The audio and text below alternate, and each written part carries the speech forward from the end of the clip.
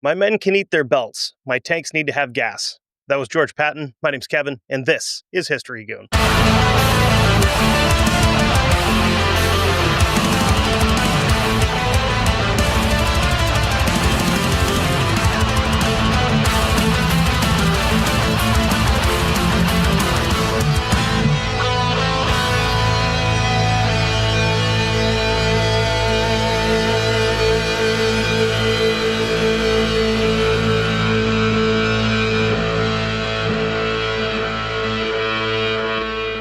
Don't get too excited.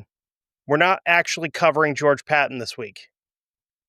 We're just talking about tanks, which is why I used a Patton quote.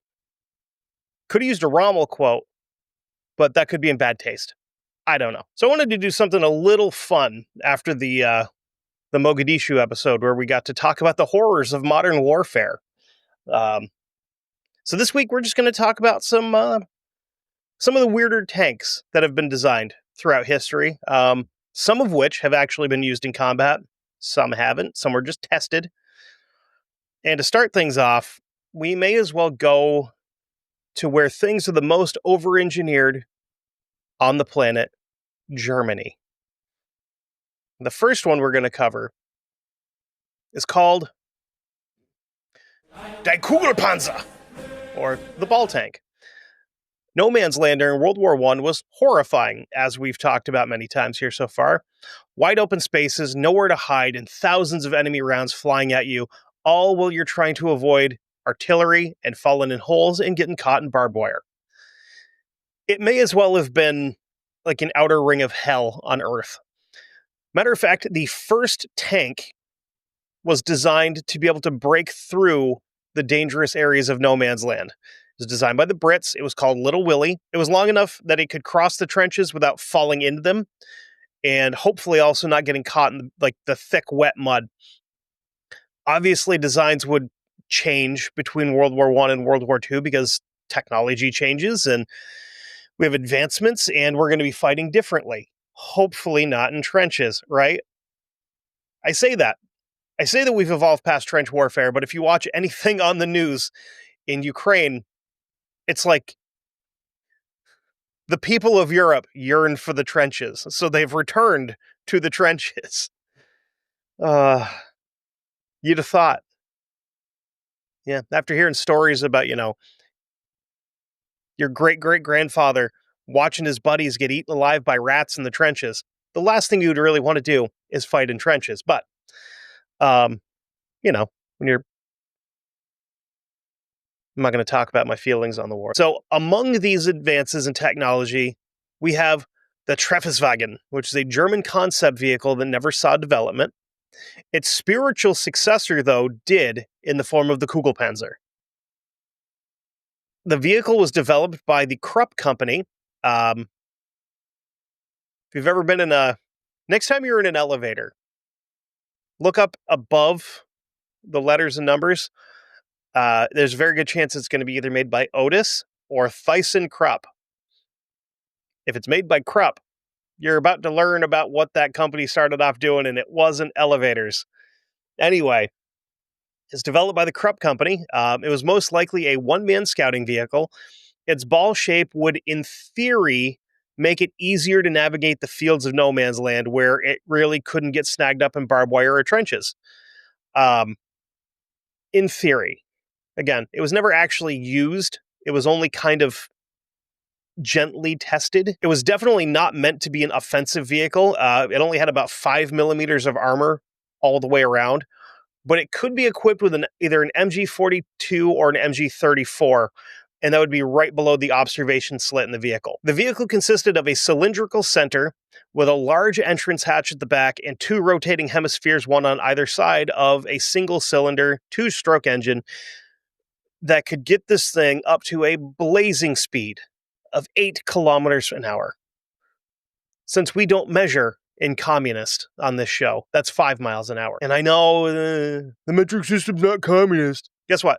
I'm from America. The only thing we measure in metric here are handguns and hand tools. So do with that what you will. We use miles. We use feet. You guys created the system and then told us we can't use it and we're stupid for using it. It's your fault.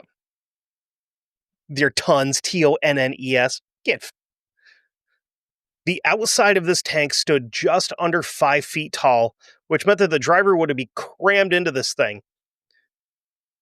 In theory, the only functional model was captured by the Soviets, and it was stored in the Kubinka Tank Museum. It was stored there for quite a while. It's actually almost like lost in the museum at one point, not because it's a ball and it rolled away. They had it stashed behind a Tiger 1, which is a big tank. And they're just like, oh, hey, what's this thing with a blanket over it? Oh, it's this weird-ass little turret ball. The strangest part of this entire story for the Kugelpanzer is it was captured in 1945 by Soviet forces in Manchuria, meaning that the Germans sent it to the Japanese under some kind of weird tech sharing program. So, I mean, if the Japanese were using it, they may not have been as crammed into this thing as the Germans. Just saying. Now, we're going to stick with our German friends for this next one. The Landcruiser P1000. Thank God this thing never made it onto the battlefield. It was also called the Rat.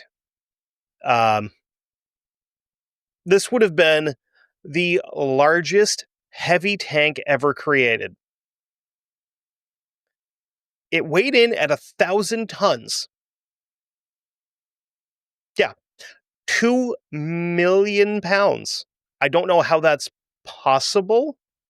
I don't even know what that would compare to weight-wise. Let's ADD break.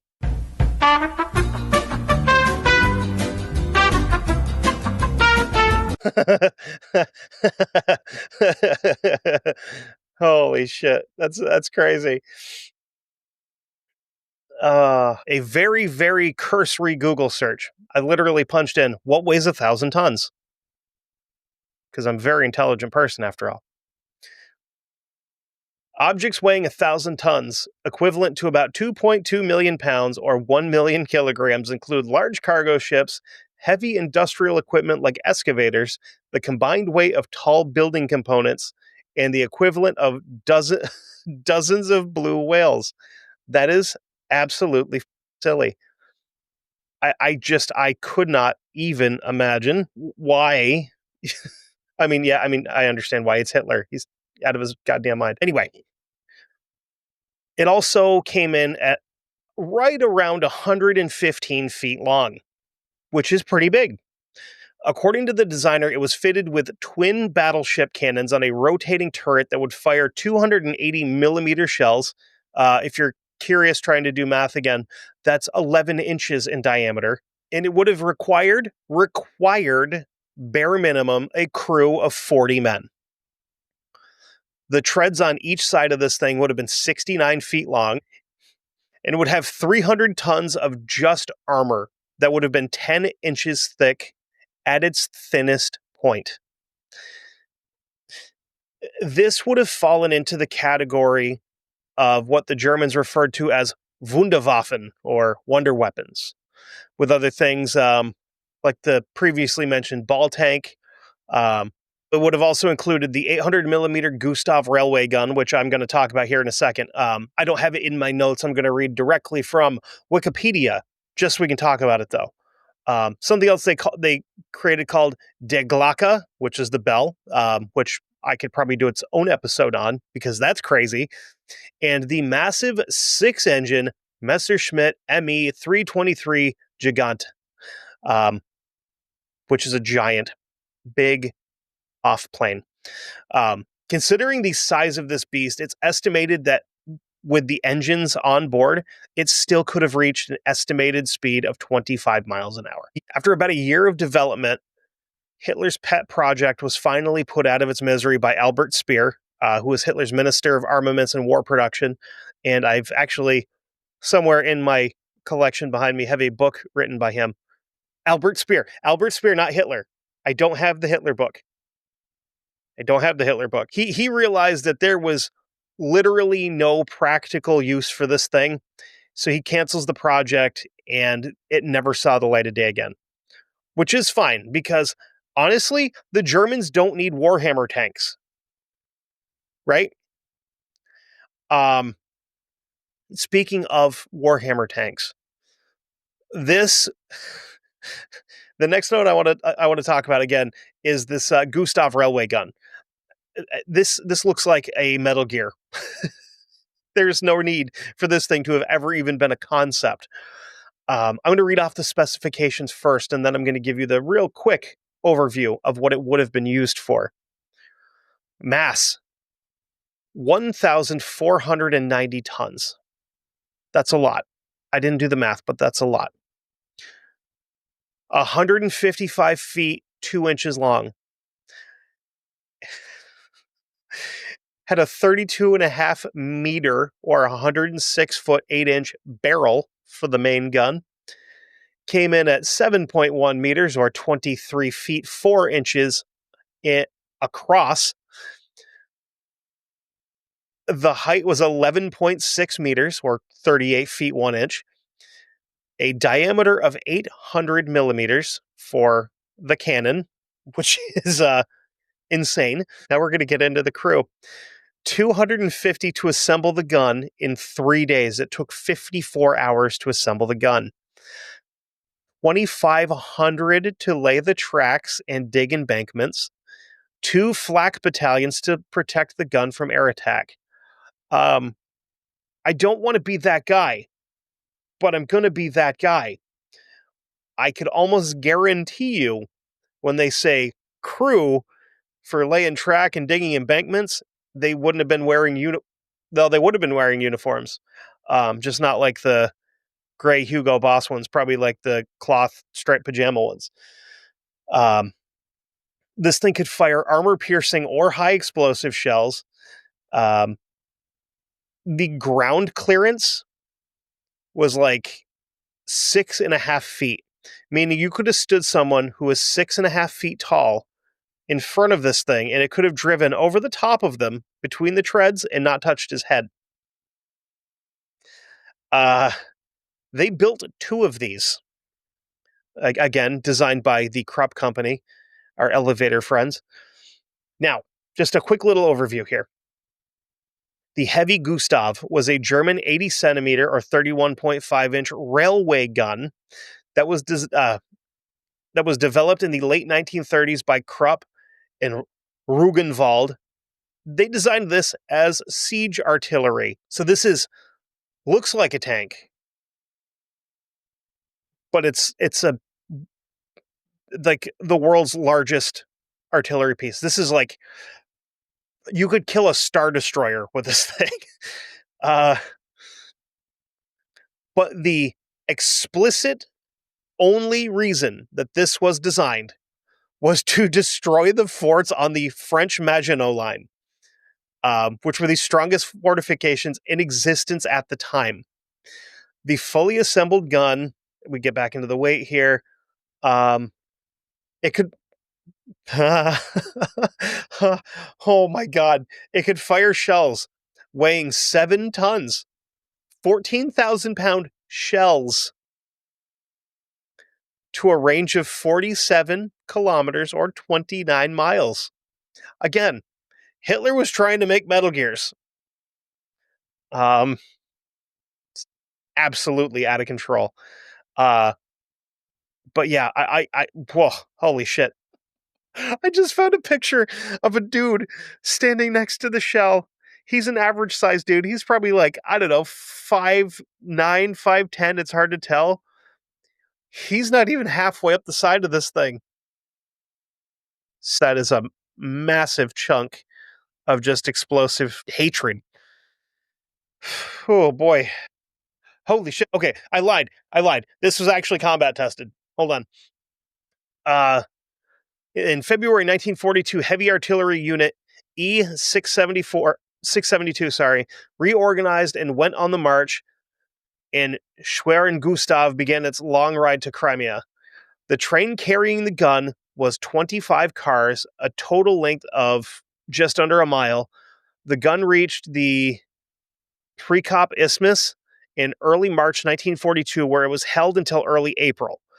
The Germans built a special railway spur line to the Simferopol Sevastopol Railway. This section was just under 10 miles north of the target. At the end of the spur, they built 4 semicircular tracks, especially for the Gustav to traverse. Outer tracks were required for the cranes that assembled the Gustav. The siege of Sevastopol was the gun's first combat test. 4,000 men in 5 weeks were needed to get the gun into firing position. 500 men were needed to fire it. Installation began in early May, and by the 5th of June, the gun was ready to fire. The following targets were engaged. June 5th, coastal guns at a range of 25,000 meters, 8 shells fired. Fort Stalin, 6 shells fired. June 6th, Fort Molotov, 7 shells fired.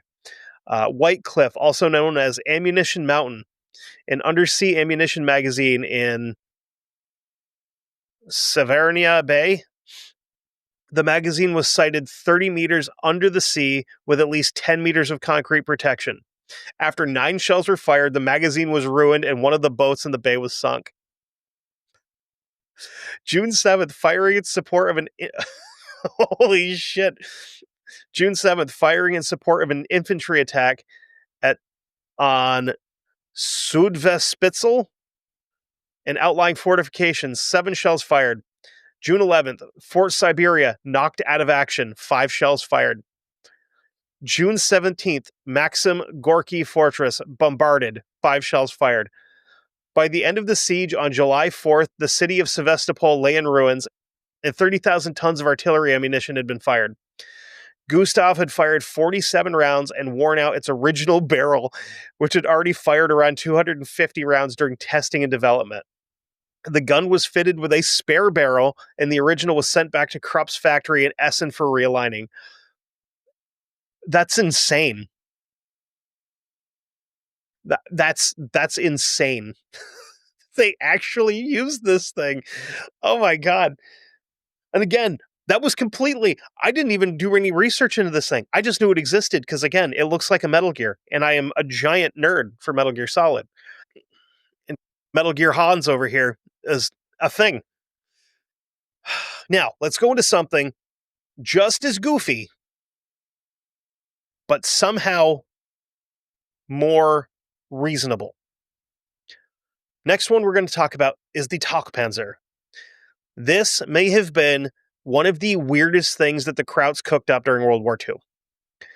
It belongs to the 18th Panzer Division, 18th Panzer Regiment, and during Operation Sea Lion, which was the German plan to invade mainland England, Nazi tank doctors converted a few Panzer IIIs and a couple of Panzer IVs, which are super cool tanks, by the way. The Germans were the bad guys, right? We can agree on that. But they had really cool equipment. Just saying. Like, their tanks were cool. Their half-tracks were cool. Their airplanes were cool. They had really good rifles. Their pistols were literally targeted by U.S. soldiers to bring home as trophies because they were that cool. But again, they're the bad guys. They just had really cool toys, which, in retrospect, maybe we are too sometimes, but we also have really cool toys. Anyway, so they cranked these things over into what they refer to as U-Panzers. U-boats, they're submarines, tanks. They're submersible tanks is where we're going here. And there's a couple of reasons. Okay, we got to stop here real quick. Because they never invaded mainland Europe for a couple of reasons, right? It was monetarily difficult because it was going to cost a lot of money to get a lot of stuff there to make trying to invade England worth it. 2, you have to fight across the English Channel, which can be rough and choppy, and the weather can just change in a heartbeat. And 3, there was this cool thing called Operation Cone of Power, where I'm not making this up. I promise I'm not making this up. English witches put a hex on Hitler to make sure that he couldn't invade England. That's one that I need to dig into further and really look at, because that is just plain old fun to think that Hitler was thwarted by a bunch of white girls with crystals. You know, see him just banging his hand on his desk. Chancellor, your aura is bad. So part of the modification was what they referred to as a submersion kit. Air tanks were fitted with locking covers. The exhaust was fitted with non-return valves. The cupola gun mantle and hull machine guns were sealed with waterproof fabric, like these kind of covers that were waterproof. A large inflatable rubber tube surrounded the turret ring. So if you look at a tank where the main gun is up on the top, that piece that can swivel, that's the turret ring. So they had to put basically a giant bicycle inner tube around that and inflate it to keep the water out. This sounds crazy. While submerged, the tank drew air through a pipe from a float carrying a snorkel device and a radio antenna, which remained on the surface of the water. A gyro compass was used for underwater navigation. What the hell is a gyro compass? ADD break. Gyrocopter? No, that's not what I wanted. That just sounds super cool, though. Gyro compass. Back to Wikipedia. Okay, so from, again, the most reliable source on the internet, Wikipedia. A gyro compass is a type of non-magnetic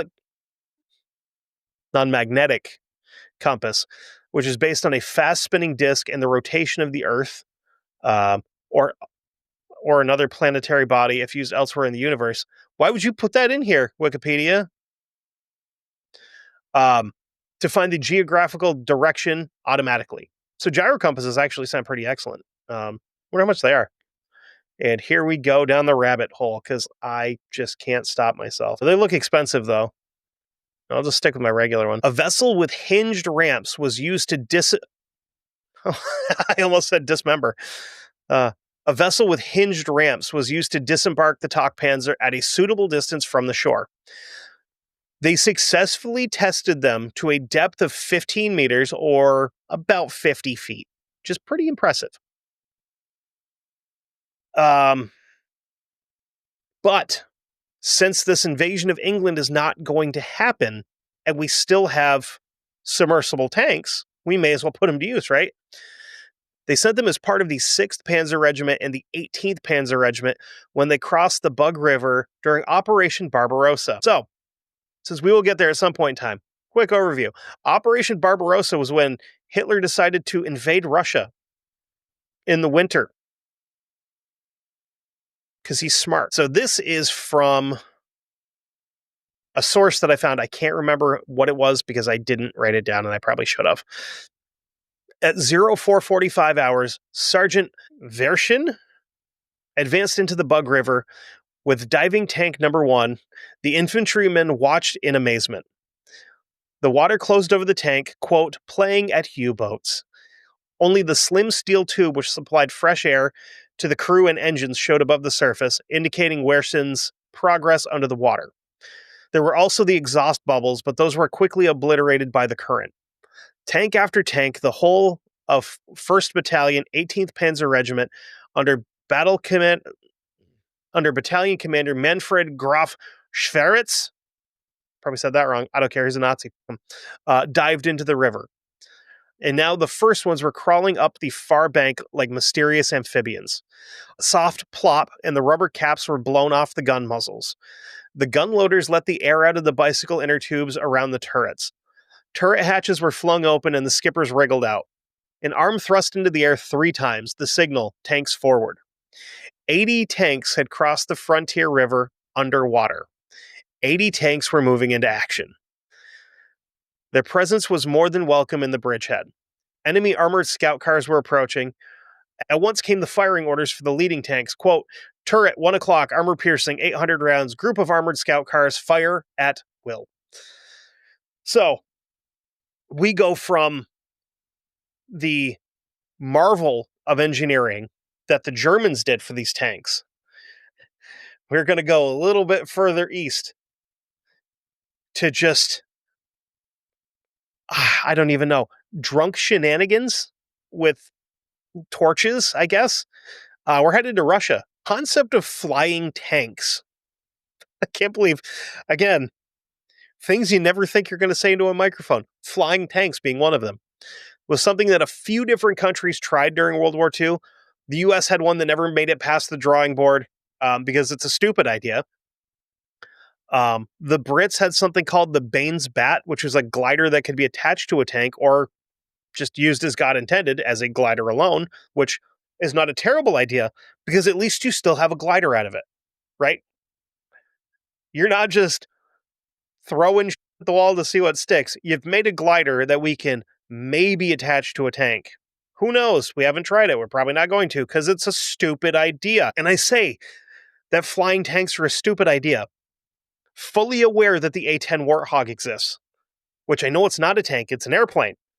But if ever there was a tank that was going to fly, it would want to be an A-10 Warthog, just for the noise. So then we move over to our Russian friends. And of course, the Russians are about to do something stupid because, I mean, they've been drinking, right? The Anatov A40, aka the Flying T-60. Oleg Anatov created this monstrosity by adding a detachable cradle to a T-60 Soviet tank. He then added wood and fabric biplane wings with a span of about 60 feet and a long tail fin to stabilize it. The plan for this thing was to be landed from the sky, obviously, because it's a flying tank, and as soon as it hit the ground, the wings and tail are supposed to disconnect via a device inside the tank. Since this is Soviet-Russian equipment we're talking about, the device inside the tank is more than likely one of the crew that would have to get out and disassemble this thing and then climb back in. Maybe climb back in. Maybe he doesn't make it. But first of all, you have to survive the landing. Then you would have to get out and disconnect all these attachments. And I can almost hear you wondering, how do we get a T-60 airborne in the first place? Well, it has its wings and its tail that you can attach, or we can try to attach it to a glider. And then we're just going to straight up try to haul this thing up into the air. The first test with this was a tank that was lightened, meaning that the armaments, ammo, and most of the fuel, the turret, even the headlights were all removed to cut weight, like a boxer that hit the that hit the buffet the night before weigh-in. It'd then be strapped to a TB3 heavy bomber, and this thing still didn't have enough ass to haul it into the air. There was just, it's too much tank to be lifted off the ground, which goes without saying, because it's a tank. They're not supposed to be airborne. If tanks were supposed to fly, they would be A-10 Warthogs. But the best part is, even if they could have got this thing flying, it's still a T-60. So it's still a garbage tank. These things were so bad that the armor was so thin on them that they had to put sandbags on them to try and stop enemy gunfire from going through it. They were just absolute garbage. Hey, just a quick aside. Talking about the T-60, because that's where we're at right now in the episode. I found a picture with a caption underneath it that I'm going to share here. The Soviet T-60, a light tank so inefficient it got nicknamed Pratskaya Moglena Dovinka, which roughly translates from my butchered Russian to, quote, a brother's grave for two. So that's how bad this thing was. Okay, love you. Bye. So now enter the Americans for a weird tank design. I'm going to start by saying this. Landmines are horrendous, right? Like, everybody thinks that the nuclear weapon is the most disgusting thing that's ever been created to hurt other people with. I think it's landmines. Because a nuke has to be either fired or dropped. And it's aimed at a very specific location where landmines don't care. They're just laid out. They're indiscriminate. They're going to do what they're going to do. They don't care if you're a combatant or a child. They're going to explode and they're going to hurt you. Mines are designed more to maim than they are to kill. It's to slow ground forces down. Combat engineers during World War II were really, really good at clearing minefields, but that's kind of tricky when you're being shot at. Tanks are pretty bulletproof, so why not try to figure out how to make them a minesweeper? Good concept. So this is a project that the Brits and Americans both kind of, I don't know if they developed the same idea at the same time or if they had engineers working together to go, one of us will figure this out eventually. So basically it started off with taking either like a Matilda or a Valentine, which are British tanks, which I love British tanks from World War II. Because you have like the German tanks, which are just these perfectly engineered machines that are too well engineered because they're German. Just like German cars, they're over engineered and they're going to fail. And when they fail, it's going to be a nightmare to fix it. Then you had like the American tanks, like the Stuart, which is just this tiny little thing, just a little itty bitty tank. Then you have the Shermans, which are scrappy little, the Shermans will mess you up. I can't remember. There was a quote about Shermans and Tigers. Let me see if I can find it. I can't find exactly who said the quote, but the quote is, quote, "One of our Tiger tanks is worth 4 of their Shermans, but the Americans always bring 5 because we're the rich kids in school and we have enough money to have enough really cool toys that we don't let anybody else play with." Sometimes we also give the British a bunch of Shermans because we did that. But the British tanks are just, they're boxy and just odd looking, and I love them. I don't know why. They just look so strange compared to everything else. It's like a shoebox with a gun and tracks on it. It looks like a little kid trying to draw a tank from memory. They're perfectly weird, which makes them very, very British, and I love that. So they would take one of these tanks and they'd put a large bracket with a large rotor with just a ton of chains attached to it that they could get spinning. So there was a separate motor for the rotor up front. And they would spin these chains up to speed and lower the arms down into the minefield and basically just whip mines to death.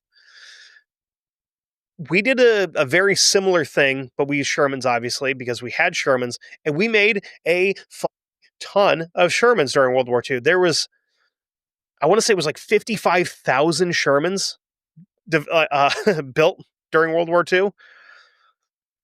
And then some dork has the idea, we're going to take the Sherman and we're going to make it into the T-10 mine exploder. In the beginning of 1944, the NDRC, which is the National Defense Research Committee, which may have been a forebearer to DARPA, not real sure. But that organization, which was run by a man named Vannevar Bush, who is just a real weird dude. I could probably talk about him at some point in time. But they pushed for a design for a self-propelled mine exploder using 2 large power-driven wheels mounted on a common shaft that was to be wire-guided from an armored vehicle following the clearing path. This would obviously explode the mines that were in between the wheels of this monstrosity that they're trying to build. This was referred to as the tricycle for reasons, because it's got 3 wheels. Plans called for the installation of an engine in each of these large wheels, so they want each wheel to be individually powered. Tests were run at Aberdeen in late 1943 using just the wheel and tail assembly without the engines or the discs in the center.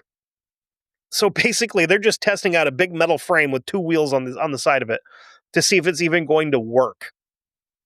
The exploder proved to be fairly effective, but one of the things that they were realizing is going to be a huge pain in the ass to guys out in the field is changing these expendable wheels as they're because they're not going to hit all the mines. Some of them are going to explode and damage these.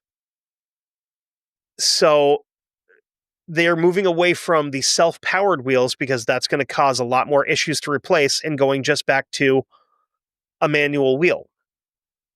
This complication was fortunately dropped in favor of a more practical approach when the tricycle concept evolved into the T-10 mine exploder. Prototypes by the Fisher Body Division of General Motors in Grand Blanc, Michigan. The pilot vehicle was an adaptation of the Sherman M4A2, more specifically, the large hatch, high bustle turret. The tank body would be stripped of its tracks and running gear so that its front-mounted differential could be coupled through a projecting pinion gear. So again, think of it, if you've ever been like anywhere near big tractors or like wagons, a PTO, which is a shaft between two things that's powered on one side and it rotates, and then the rotation rotates down here and that causes things to move. I'm not an engineer. I don't really even know how a PTO works. So this would all be to power the oversized wheels. And the new wheels are metal and slotted. The M4A2 would still have its 75 millimeter gun operational, but it's really not tactically sound to be firing your main gun. I mean, it's there if you need it, but probably not the greatest thing to use. The vehicle itself is supposed to be remote operated, so they want to figure out how to remote operate this tank / mine destroyer. One of the other smart things they did was they actually decreased the amount of front armor on the tank to cut back weight there, and then increased the bottom armor of the tank. So like in the main pan on the bottom, they added extra armor there because if you're going to hit a mine, it's going to be there, not up in the face part, where you're usually trying to put extra armor when you're getting shot at by tanks and rockets and whatnot. Several types of wheels and various accessories were tested, and in the initial test, the wheels were accumulating a ton of mud in the voids between the spaces, and this was actually making it not work well because we're using not just the bar between the wheels, but the wheels themselves to blow up mines. So when you pack the wheels with mud, you're not getting as much penetration to hit the mines. More tests were run at Aberdeen in May and June of 1944. The T-10 is considered unsatisfactory. Army Captain Merritt D. Elliott reported, quote, "The vehicle, to date, has not been too successful due to the fact that only the front two rollers are powered, and the rolling resistance of the rear roller, which is unpowered, tends to cause the vehicle to get stuck." Then he continues on, quote, "From all indications, it seems the Ordnance Department is making any and every kind of device to remove mines." So he was just straight up not impressed with this thing at all, understandably. You're wasting money, you're wasting time when we could just have guys run out there through them. Actually, before I get into the final thing here, because our final thing isn't a tank. It's a man who fought a tank. Guess where he's from? And since we're talking about World War II tanks, why not talk about a couple of the weirder anti-tank devices that were cooked up during World War II? Full disclosure, I added this little segment here after I've already done my research. So, I will tell you right now where I'm reading this article from. This is from the armorylife.com. This is an article called "The Goliath Tracked Mine, the Nazi Suicide Drone." While Germany's massive Tiger and Panzer tanks and their variants demanded the attention of Allied troops in Europe, it was likely that Germany's smallest armored vehicle captured the imagination of GIs and Commonwealth troops far out of proportion with its size and actual contributions to the battlefield. The SD KFZ 302 and 303 Leichter Landenstrager, or Goliath, sometimes called the Beetle or the Doodle Bug. That's cute. But Allied troops called it the Beetle or the Doodle Bug. I don't think the Germans did. The Germans strike me as being more practical than cutesy. This was a unique vehicle for World War II, far ahead of its time in concept. Developed as a remote-controlled, mildly armored tracked mine, it had been described as a miniature tank ever since American troops first laid eyes on it in Italy during 1943. The Goliath was approximately 4 feet long, 2 feet wide, 1 foot tall, and weighed about 650 pounds. It's a hefty little. Despite its appearance, the Goliath is not a tank.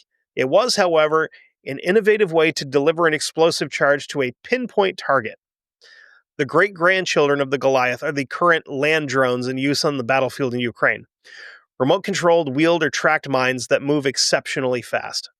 That's got to be horrifying. To just be like out there fighting, and then you hear something zipping around, and you like look up, you're like, oh, there's more drones up there, obviously. Duh, because they're dropping mortar rounds on us. Then you look down, and there's just this thing.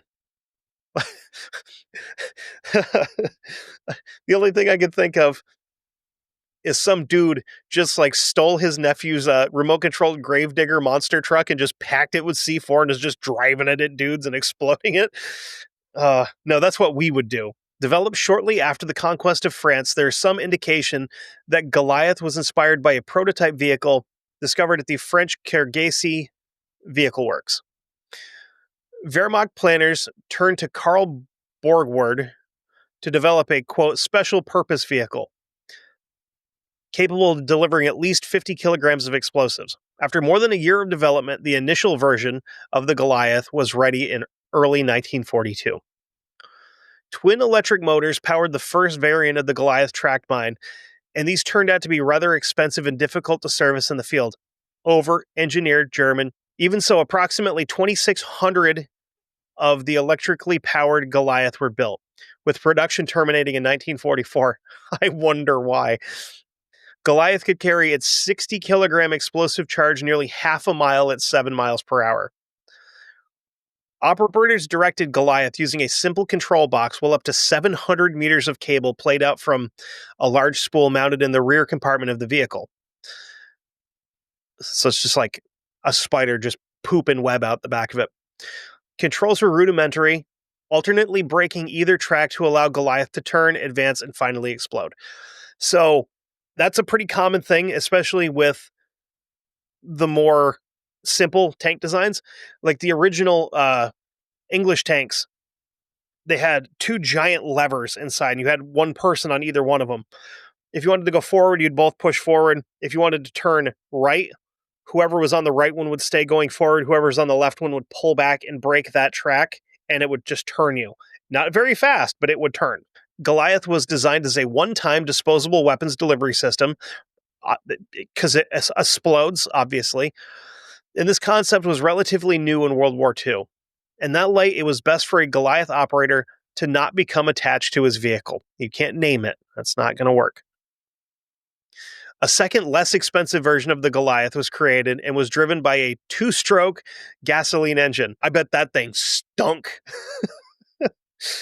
You got to get your mix just right, or you're like blowing you're blowing blue smoke everywhere if you got it too too rich or too lean. Got a 5-horsepower Briggs and Stratton on that bad boy.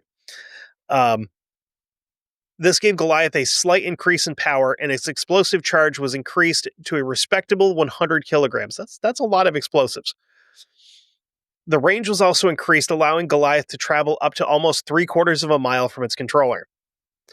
Production of the gasoline-powered Goliath lasted from April 1943 until January 1945.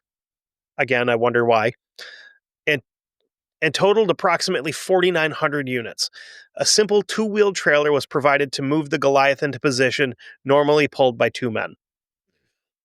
An example of an early Goliath action came during the Kursk operation in the summer of 1943, when the Goliath was used to clear the extensive Soviet minefields ahead of the massive Elephant or Ferdinand tank destroyers of the 654th Scherweiss Panzer Battalion.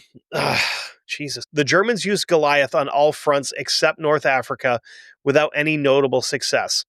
Even so, the tiny vehicle certainly made an impression on Allied troops for its unique size and the entertainment value of playing with captured examples. After the explosive charge was removed, of course. American troops encountered the Goliath during several beach landings, including Anzio during January of 1944, Normandy in June of 1944, and in southern France during August of 1944. The vehicles were sometimes positioned to crawl out of small camouflage bunkers and explode among invading troops collecting on the beach. That is horrifying. Apparently, most of the Goliaths set up in this way were knocked out by Allied naval bombardment because we bombed the piss out of the beaches before we went anywhere. So that one was fun, right? We're going to talk about a less fun one. And again, we go back to our Soviet friends because they like to do terrible things like this. Soviet anti-tank dogs, odd products of the Soviet Union. And this is from learninghistory.com. Leading animal scientists produced a wide-scale training program for these anti-tank dogs. For a while, it was the normal stuff like rescue, delivery of first aid, being used in combat to like actually work as like attack dogs and carrying messages. Then came the 1930s and an idea. Why not make the dogs blow up the tanks? I'm a dog guy. I really am. And I hate this. I hate this. It's so stupid. The initial plan was for dogs, normally a German Shepherd, to run at a static target and pull off the self-releasing belt, causing the explosives to drop on the ground. Sure, great. I love it. They're going to run. This belt's going to fall off. It's going to explode after the dog has had plenty of time to run off and be safe. Then, assuming the dog was satisfied with its own work, it would return to its handler. The explosives could either go off via a built-in timer or on a remote control. Of course, the Soviets decide that this is far too complicated. If the target location changed, they would either run in circles or worse, return to their owner with explosives still attached. Something that could kill both the dog and the handler if it happened to be on a live battlefield. I don't want to go too much further into this because I don't want to talk about dogs exploding, but let it be known that the Soviets tried to use dog mines to blow up tanks. And the best part is, one of the reasons this failed so badly, and I know this from memory because I've watched some stuff about it. One of the reasons that this project failed so badly is because they didn't capture enough German tanks to test these on to train the dogs around. So they had to use Soviet tanks. The dogs got used to the outline and the sound of Soviet tanks. They didn't know so much what German tanks were. So they would run underneath Soviet tanks and explode. And the way they exploded is it was basically like a vest that they put on the dog, packed with explosives, and it had like a stick kind of deal at the top, like a lever that they would go under the tank. The lever would pull, that would trigger the explosives, and explosives would do what they do when connected to a dog, unfortunately. If they'd done this with Soviet troops, I'd been okay with it, because I like dogs more than I do communists. Anyway, speaking of communists, this one's actually fun. We're going to talk about Ivan Pavlovich Sereda. Ivan Sereda was born July 1st, 1919, in the Soviet village of Oleksandrivska, which is now Kramatorsk in Ukraine. He's born to a poor dirt farming family, and not too long after he was born, the family moved to Galitsknova, hoping that the city would offer more of an opportunity for them financially. As Ivan's growing up, becoming a man, he's attending college, and while he's in college, he decides to drop out and join the Red Army. He wanted to do the motherland proud, and Mother decided he would be doing his Soviet duty as a good communist at the Donsk Food Training Center to become a cook. Now, why are we talking about a Soviet cook on a tank episode? Stick around and find out. This was at a time when the Soviets and Nazis were pretty cool with each other. They had their non-aggression pact, but old Stalin getting a little bit of a nervous tick in his mustache, and for good reason. Do you remember like a second ago when I said that Stalin was nervous and a little uneasy with this whole agreement?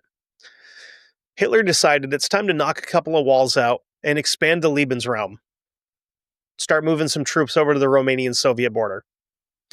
The Germans started flying recon missions deep into Soviet territory, but Soviet communications were terrible because they're Soviet communications.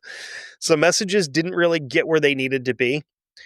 The Soviet military was a complete mess at this point, and a lot of it is because Stalin, who was always concerned about a coup attempt, had quote unquote liquidated his commanders and replaced them with a bunch of yes men. On, on June 22nd, 1941, Operation Barbarossa kicks off what would become the largest land invasion in human history so far. The way the world's moving today, when I say stuff like that, I always want to qualify it with so far, because who knows? By the time I release this, we don't know. I mean, I could release this tomorrow and we'd have some Red Dawn style situation going on. And you guys never hear from me again because I'm out skeet shooting Chinese troops and collecting ammunition. We don't know.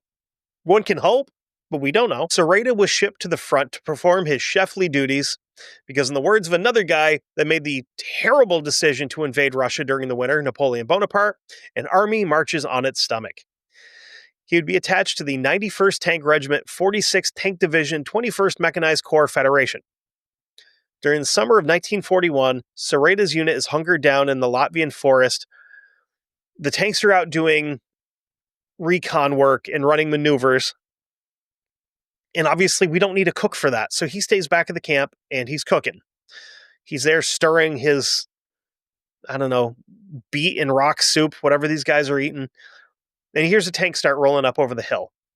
He turns and sees it. It's off at a little bit of a distance. So he waves, thinking, the boys are back.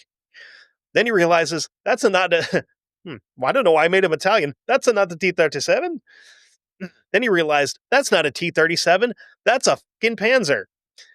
So he had the smartest reaction of any human in this situation. He ran and hid behind the cook tent.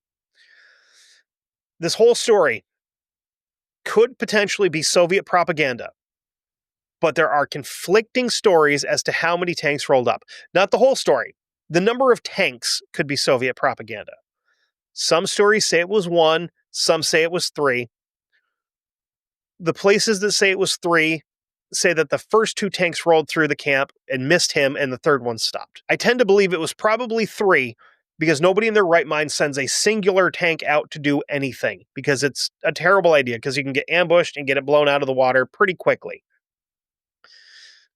Either way, what isn't up for debate is that one of these tanks stopped and sat in the middle of the camp, and as it's sitting there idling, the top hatch opens and a Nazi commander pops his head out. Commander then gets out of the tank because he's been crammed in this tank for long enough. He wants to get out and stretch his legs. I get that. He starts talking to the men that are still in the tank from the ground. Ivan's got to do something quickly. Not only is there an enemy tank in the camp, but now he's in danger of burning his stew. And that cannot be done. He looks around and he finds his trusty old Mosin-Nagant laid on a sack of potatoes in the adjacent tent. Unfortunately, it's in full view of the tank crew. Now, I will say this. The Mosin-Nagant is probably my favorite shit stick bolt action World War II rifle ever made. When I say shit stick, I don't mean it disrespectfully. It's because you could beat this thing to death and just keep using it and using it. If you got stuck in a river, you could use it for a boat oar. It's 9 feet long. It's made of wood and iron. And for the longest time, they were digging them out of hills and like all these other Soviet like arms rooms and stuff and selling them. Like, I remember being a kid and getting Sportsman's Guide catalogs when I was like, my dad would get them, like 10 or 11 years old, flipping through them. Used to be able to buy a crate of Mosin-Nagants for like $600. I own 2 of them. I love them. They're terrible, but they're so much fun. He can, however, get to the woodcutting axe that's used to fuel his soup. He leapt out of the tent and charges the tank commander, axe raised over his head. The German tank commander sees this and decides that Now would probably be the best time to be in a giant metal axe-proof box, and he boogies back up and in. He scrambled. As this German commander is scrambling up the tank, he's yelling commands before he climbs in and slams the hatch. As Sereda continues his charge, the 30 caliber machine gun starts to turn his way. He stayed away from the gun for long enough to find a tarp that had been knocked loose when the tanks had rolled through, and tosses it over the turret to block the view of the gunners. He then took his fucking apron off and covered the driver and co-driver viewports. Then he turns his attention to the 30 cal. He starts hacking at this machine gun barrel with his axe. In between swings of his axe, he starts yelling to the other Soviet troops to bring the tank grenades. And he makes sure that he's saying tank grenades very loud, very clear for the Germans to hear between swings of the axe. The problem here is there's no tank grenades, and there's also no other Soviet troops. The tank crew just starts firing the machine gun wherever they can go. They're just turning and firing and trying to hit all of these Soviet troops that are coming after them. So if you're unaware of how machine guns work, if you fire them for too long, the barrels get hot. And when metal gets hot, it gets malleable. At this point, the axe is mightier than the machine gun. With a few good hard swings as this thing's being fired, Sereda causes enough damage to the barrel to bend it and render it useless. Now the gun is toast. Ivan jumps down and retrieves his Mosin-Nagant and starts banging on the hatch, demanding the unconditional surrender of the inside Nazi pukes. The hatch opens up, and to the surprise of the Germans inside, they weren't surrounded by Russians. They were surrounded by Russian. Just the one. He forced them out one at a time and forced them to tie each other up until it was just the last guy being the commander. Ivan Sereda shot him in the head point blank with a 7.62 by 5.4 Mosin-Nagant. Would have been way cooler if he did that, right? Could you imagine that, though? Like, you're the tank commander and you're watching your guys tie each other up and you're like, okay, my turn. And he's like, nah. And puts a Commie 308 round in the back of your head and blows a hole the size of a cantaloupe through your face.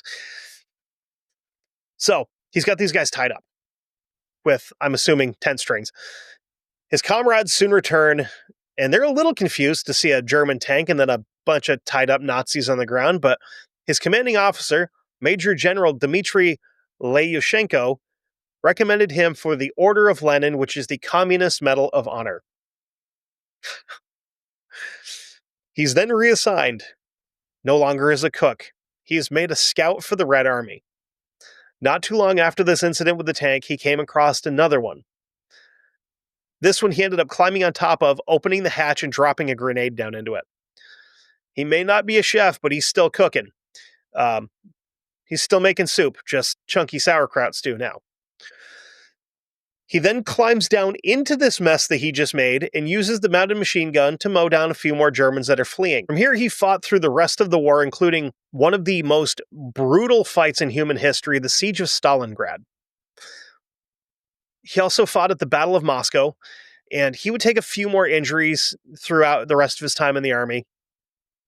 And not long after the war ended, these injuries caught up with him, which led to his death in 1950 at the age of 31 years old. So, we got to talk about some really weird tanks. We got to talk about a really weird Soviet. We got to talk about dog bombs, which I hate. We got to talk about remote-controlled little mini tanks, which is like, I don't know, fascist BattleBots, I guess. But yeah, I wanted to clear the palate a little bit after the Mogadishu episodes. But next week, I hope you guys like true crime, because we are true crime in big time. We're doing my style of true crime. We're not doing serial killers or some horrific cannibal that like trapped a bunch of people in a basement and ate their dicks or anything like that. We're doing something fun.